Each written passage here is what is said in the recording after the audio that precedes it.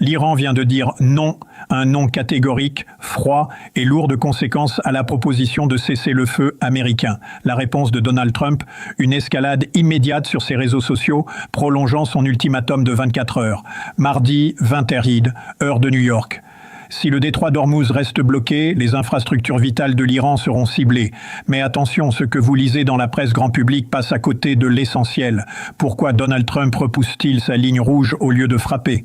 Pourquoi l'Iran refuse-t-il une trêve de 45 jours qui lui donnerait pourtant de l'air? Ce que nous observons, ce n'est pas un simple bras de fer, c'est une partie d'échecs macabre où chaque camp tente de piéger l'autre.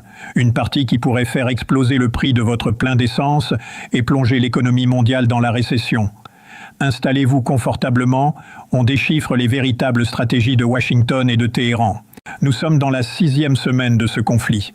Hier, des médiateurs, Égypte, Pakistan, Turquie, ont proposé une trêve de 45 jours. L'Iran l'a balayée d'un revers de main.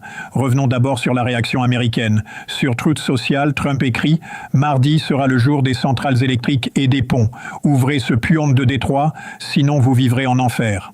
Il y a 2 éléments fascinants dans ce message. Premièrement, le choix des cibles.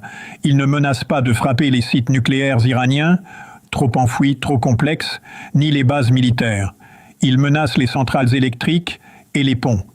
C'est une doctrine de guerre psychologique. Priver l'Iran d'électricité, c'est stopper la désalinisation de l'eau, paralyser les hôpitaux et risquer une révolte populaire interne contre le régime des mollahs. Deuxièmement, le report de l'ultimatum. C'est la 2e fois en 48 heures que l'échéance est repoussée. En diplomatie, c'est l'application parfaite de ce que l'on appelle la Madman Theory, la théorie du fou.